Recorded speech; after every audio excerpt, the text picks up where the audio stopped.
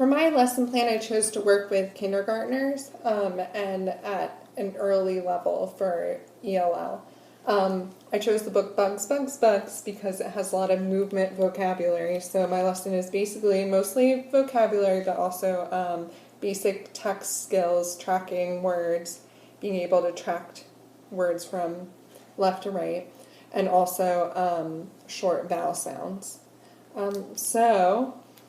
Some of the things that informed my process of lesson planning is I really like the idea of total physical response.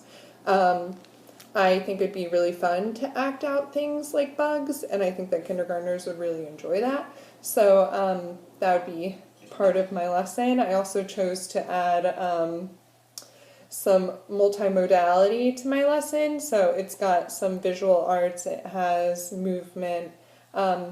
I have some videos, but you could even add music to this lesson plan.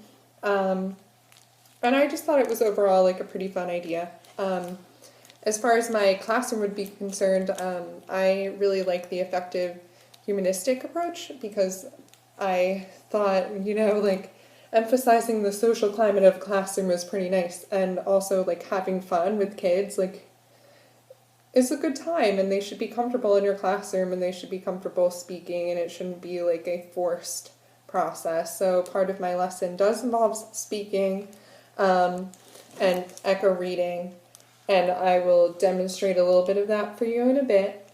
So I chose to do it that way so that kids could read chorally together. They're not feeling put out in any way. They're not going to feel like uncomfortable with speaking, and a lot of like the speaking is choice based, so they could even use the book, and let's say that they don't know how to say the word grasshopper.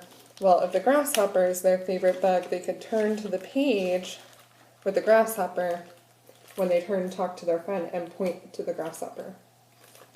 Alright, so moving on. So at the beginning of my lesson, we're going to go over movement vocabulary for the story. So some of the words that are in this story, bugs, bugs, bugs, is flutter, creeping, hopping, buzzing, working, and curling.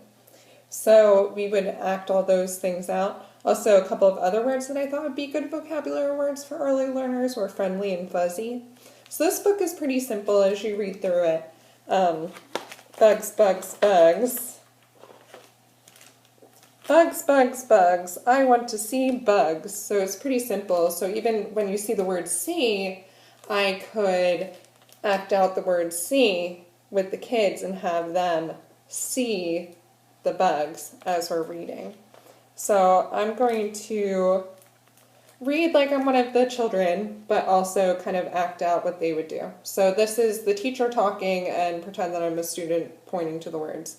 Butterflies that flutter in the sky. And then the student would read chorally as a group, butterflies that flutter in the sky. And something else that I might do is like point to the word butterfly, say butterfly, have the kids repeat the word butterfly. We would also act out flutter because, how fun is it to flutter around the room like a butterfly?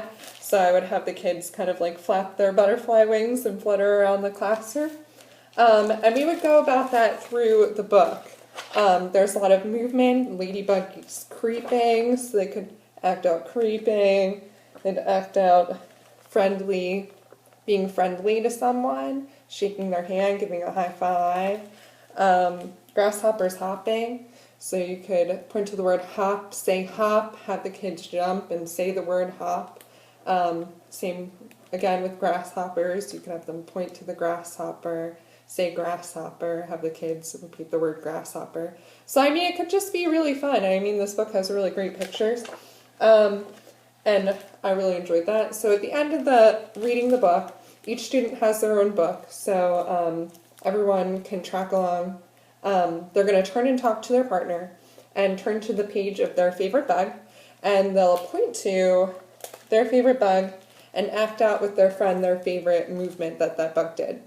So at the very, very end of the lesson, they are doing like a small art project where I'm going to have a template of all the different kinds of bugs. The student will choose their favorite bug, do their template, and then they would do a sentence fill-in. So the sentence fill-in would say, bugs can, the student would find the vocabulary word in the book and copy it onto their page. So they're practicing writing. Another thing that we'd be doing throughout the book, because I did say that we're doing short vowel sounds, I would say by the time I would get to this book, I would have already gone over basic letter sounds. And often short vowel sounds are complicated for students, so it's something that you have to review. So I would use this book as a review. It has a lot of short vowel sounds. So we would pick out words and I would have a chart, and we would write down the words as a class on the chart as we were reading it. So just getting an idea of the sound, or like any of the other vowel sounds. They're hard to differentiate, especially and eh. So that would be something that I would definitely go over pretty often, just to review. Yeah, so I thought it would be a pretty fun lesson. So to end my video, I guess I would say, just tell you the outcome, I guess, of my lesson. I guess the outcome of my lesson would be that students would have knowledge of new words related to movement, practice tracking text from left to right, and practice speaking with peers, and using their words.